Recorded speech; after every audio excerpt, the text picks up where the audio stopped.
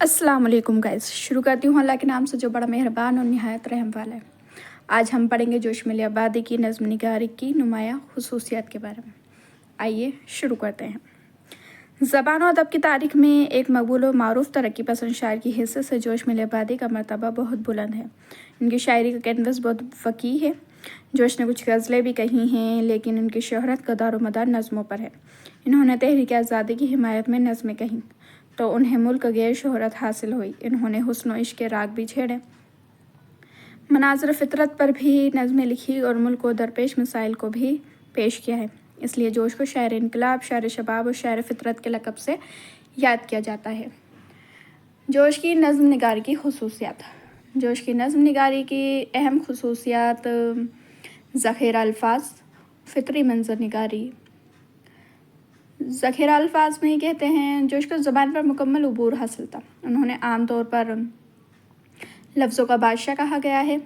बेपनाह अल्फाज का ज़ख़ीरा इस तरह जोश ने कि ज़ेर फरमान है कि उसे जिस तरह चाहे काम में लाते हैं। फ़ितरी मंज़र निगारी। जोश की मंज़र निगारी में हमें अजनबियत का एहसास नहीं होता, क्योंकि वो नज़ीर अकबर आबादी की तरह हिंदुस्तानी मनाज़िर को अपना मौजू बनाते हैं।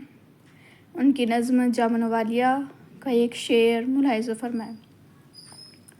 दोनों हाथों से संभाले हैं सरों की टोकरी। दोनों हाथों से संभाले हैं सरों की टोकरी, हाथ आंगड़ाई की सूरत और आँख शर्माई हुई।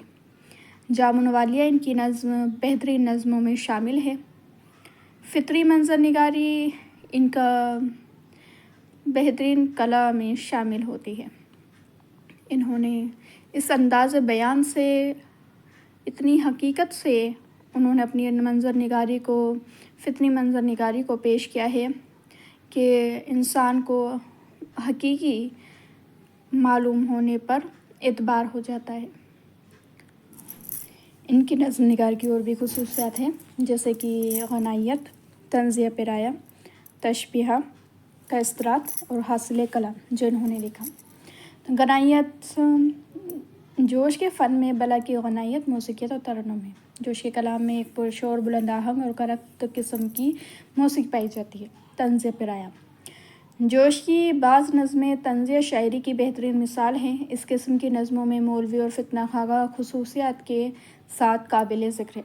ये इनकी बेहतरीन नज़में हैं। मौलवी और फितना खाका। तशबीह और इस्तरात का इस्तेमाल। जोश की नज़मों में तशबीह और इस्तरात के फ़नकाराना इस्तेमाल ने उनके कलाम में दिलकशी पैदा करती है। अब देखेंगे इनके हासिल कलाम, इन्होंने अपनी ज़िंदगी में क्या क्या लिखा और इन्हें क्या हासिल हुआ। जोश अवामी शायर हैं, वो शायर मज़दूर हैं, इनकलाब का नारा लगाने वाले हैं। जोश ने नज़में और गज़लें दोनों कही हैं, मगर उनको शहर आफाक बनाने वाली उनकी नज़में हैं। उनकी मशहूर नज़्म पैगाम नो इनकी शायराना सलाहियत की बेहतरीन मिसाल है। इकबाल की शायरी और फ़िक्र फ़न ने जोश को बेहद मुतासर किया।